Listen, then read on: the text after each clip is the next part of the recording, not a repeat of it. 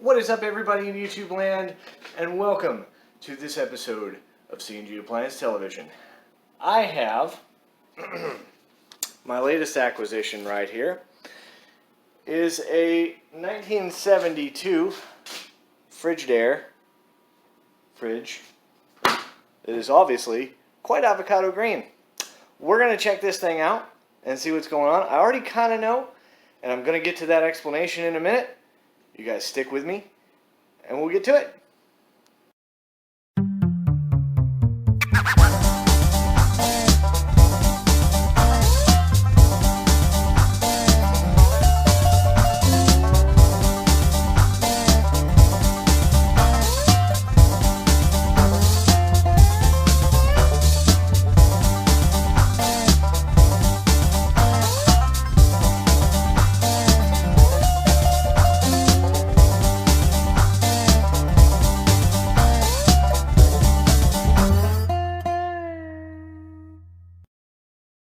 Alright guys, I'm here just giving you a little bit better view of everything. This was built in 1972. The compressor, I've already plugged this in. The compressor actually sounds pretty good. I didn't run it for very long because there's quite an obvious problem here. This is the process tube, and if I can get that thing to focus right there. Yeah, there we go. There's a pretty obvious issue with that right there. That's the install guys, when they were taking it out of the house, did that. So we're going to see if we can fix that. And this is probably going to be the first part in a series of these things, these videos on this fridge. Let's see, what else do we have going on with this thing? I've got, well, obviously the shelves need to be put back in their place. The light works, everything works inside this refrigerator. This is a plastic interior. So this was a pretty basic refrigerator in its day. I'm missing a meat drawer right here, so I'm going to have to find a replacement for that. Good luck. But everything here seems to work. It smells a little bit like a smoker in this thing, but you know, no big deal. Everything's in pretty good shape. Door gasket's in good shape. It's not, you know, usually we find tears right along here, along the bottom somewhere, and it appears that that's in good shape. All the corners, you can see, are in pretty good shape. Even, you know, there's nothing like these doors that have gotten taken off. I mean, it was pretty well taken care of, and it's even got the old school egg crates in this thing, which I just think are super cool. But yeah, guys, that's pretty much it. We're going to work on brazing that joint back in, and we'll set it up. We'll pull a vacuum on it, and I'll be right back. Let me get my torch and stuff rigged up, and we'll start brazing this thing. Stay with me, guys. We're back, and I've got this, well, pretty much done the best I could. I tried to cut it with a tubing cutter here, but to no avail. Alright, here's my solder. Okay. I'm using real crap solder for this because I really don't know how well this is going to work out. Probably going to put like $1 worth of solder on that thing, but we'll see. Torch can be fun sometimes. It's a little bit temperamental because it's old.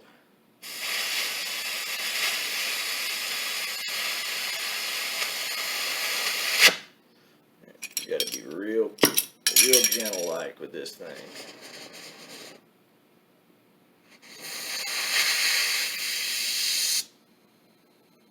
There we go.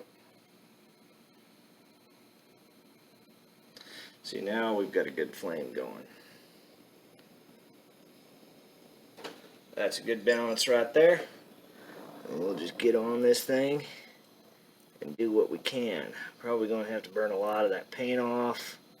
That's okay, you're getting real super hot with brazing anyway.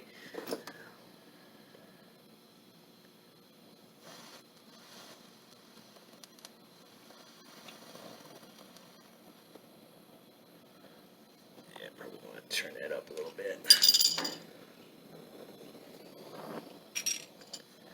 That's going to have to get turned up.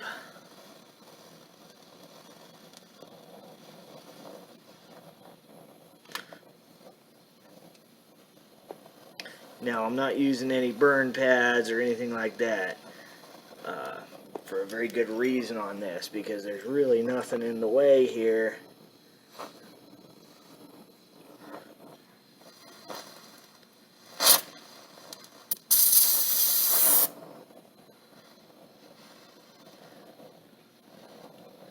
God, this stuff's flowing like crap.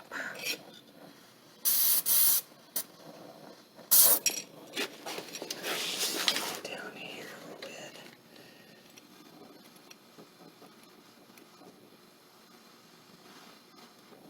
There we go.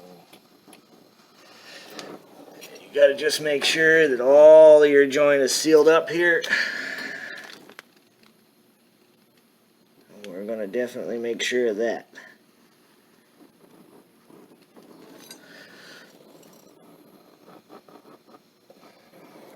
Okay, that looks like it's good.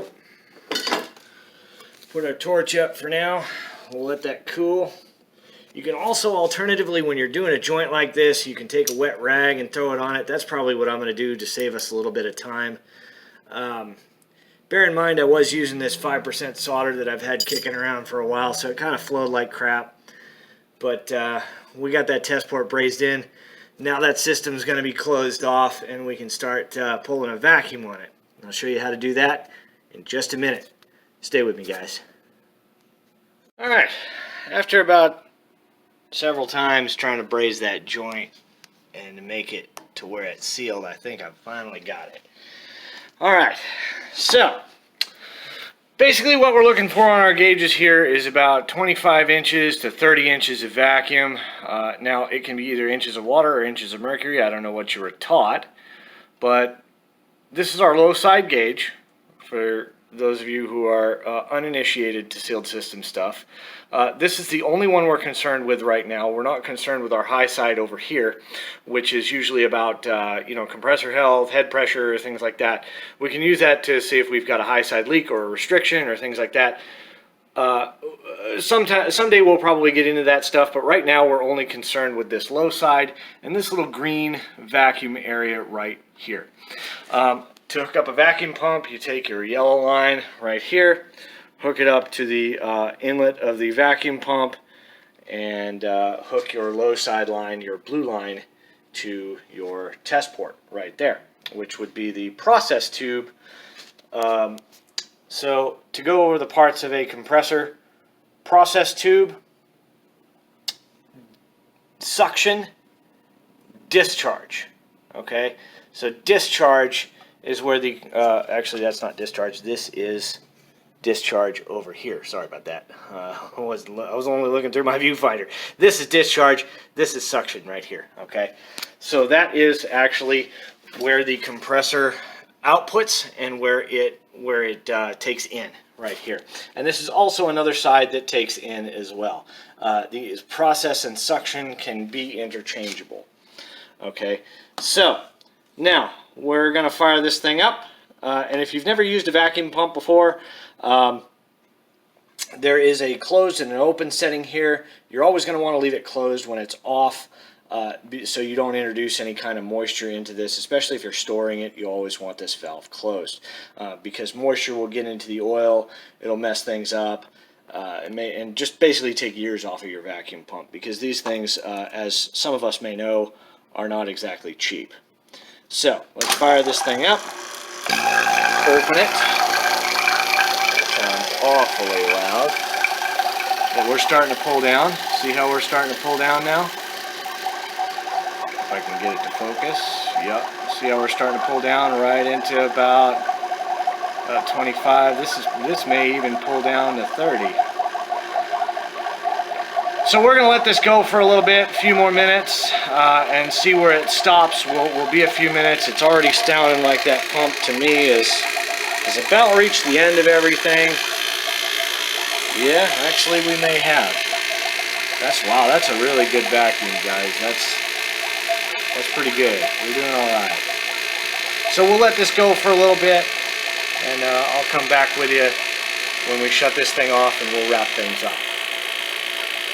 Guys, this is what you should see. Once we're done, we're here a few minutes later, And once you're done with this, let's see, yeah, you should see, here, let's try that. That's a little better. You should see about, like I said, anywhere from 25 to 30 inches. This is holding a pretty deep vacuum right now. I'm going to leave it until, I run my afternoon calls, and I'm going to come back and see what this thing's at. This thing shouldn't have moved all that much. It shouldn't really, ideally it shouldn't have moved at all. But that's pretty much the process, guys, to ensuring the health of the rest of the system. I think the rest of this thing is good. And we'll be good to get on with part 2 here in a little while. As soon as I find some, basically my plan for this thing is to find some R12 alternatives and start playing around with those. Hot Shot, Freeze 12, whatever I can get my hands on the most economically. And I really want to show you guys that if you invest in this kind of equipment, if you really want to, go for it. It's not, and it's not entirely impossible to fix an old vintage refrigerator like this one and keep it going for a little while longer.